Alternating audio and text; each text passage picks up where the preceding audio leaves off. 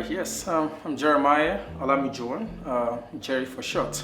I am the CEO of S03E02 Proprietary Limited. It is a consulting company where we focus on data engineering, data science, cloud computing, and strategic assurance, and also Currency Proprietary Limited. It's a fintech. It's a mix of currency and finance. Currency. Happy to be here. One, I love data. It is quite interesting that you can study just information and then bring out insights. Not only bring out the insights, apply it to certain social constructs. Before, many things around, let me say, data seems to be bogus. It actually seems like people can just make general assumptions, can just say about 90% of people are this, about 90% of whatever is this, but then there is no fact behind it. So there is a need for some sort of analysis and insights, which has been there for quite some time, but the ability now to model the historic data and then use that to model the future, to kind of like gauge where the future is going, I think it is very brilliant. I wouldn't say there is a specific worst today, but I would actually say the most frustrating part of my job is, having, this whole load of data and you don't just know where to start with. I think like over the past 8 to 10 years, most of the times customers don't know what they want. They just give you this whole huge pile of data. So let me say my worst time in my job is always at the very beginning, and that's actually where your creativity comes in. That's actually where you can easily differentiate between someone who has the passion for the job or who's just doing it. So now being able to then tell the customer what their problem is, being able to tell the customer what they really need to do or what they can take out of this data, I think it is brilliant, because then you find a problem and then you still find a solution to the problem. COVID. Business-wise, it was bad, really bad. That affected all my businesses, including my agri-tech farm, J-Wealth, even though I didn't mention that earlier. It did affect us, and then the consulting business as a whole, it did affect us. Generally, we actually also had to go on some sort of pay cuts for our employees, but I think also it had some sort of positive effect.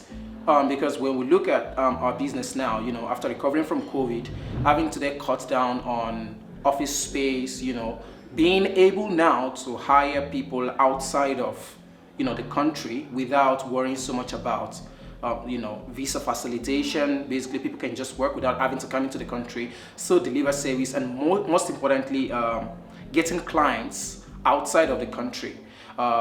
Let me say the 2 years, 2019, 2020, and maybe some part of 2021 was very bad. But then I think it also has made the society more accepting of, working from home, hybrid working, getting clients outside of South Africa. So I would say it was some sort of blessing in disguise. Unfortunately, we did lose people, but I still think eventually it was turned around and made us accept some new normal.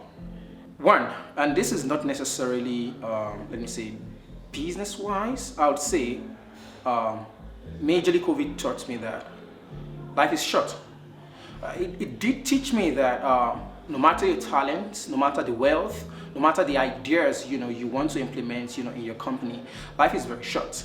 And that's because I did lose a mentor to COVID, and he actually had very brilliant ideas for AI and all. So after that, it's changed my life in a way such that instead of working super hard, I started creating this work-life balance. It's always been taught, it's always been preached around, but I used to have the perspective of I'm going to work as much as I can towards 40, then I would retire. But then COVID hit, we lost a lot of people who were under 40, and then I learned that maybe it's high time, to start spending time with family, spending time with loved ones, having some sort of life outside work. That was my big lesson. I would say rather, my best day would actually be we presenting, actually demoing, showcasing to the team, and everyone is super happy. Most of the times, I think in the last few years, I've been working more on lead roles. So looking at my team and seeing them all happy about the feedback from the clients or from the business, it actually just brings, that whole joy and, the whole hours of, working hard, not knowing where to start from, the code's breaking and all of that. And then the client gives you the good feedback. It's good that remote working, has come into place. I think probably to stay. However, I think people have become more distant. Whilst I do agree that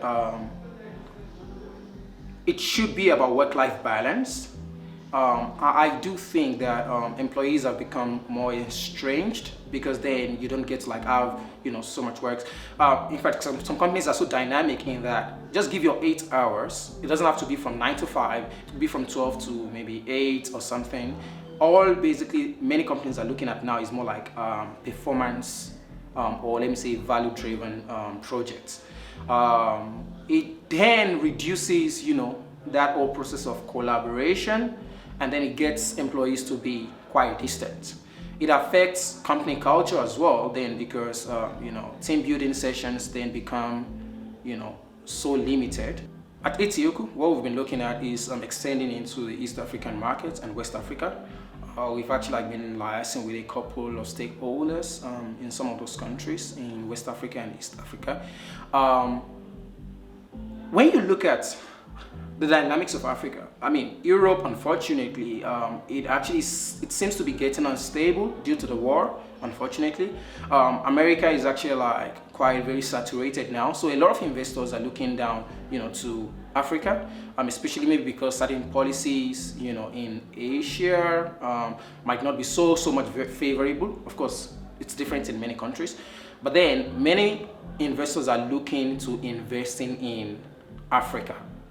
And I do think we must tap into that to standardize data first, especially Southern Africa is quite very much developed compared to the West African market and let me say East Africa. Many of the things are still on paper, so our hopes majorly are to digitize many of these things so that we can then use them for analysis, standardize the data, and then probably build some sort of modeling in the future. But then aside from data science, basically we're looking to have some sort of financial technology platform, which is Coronance, like I mentioned, to connect the entire African markets. Let me say it's banking without borders. So we're looking more into the banking verse, creating some banking system that connects the whole of Africa, and then you can do transactions easily. Of course, we're going to eventually still model data, not to say we're going to have privacy issues, but then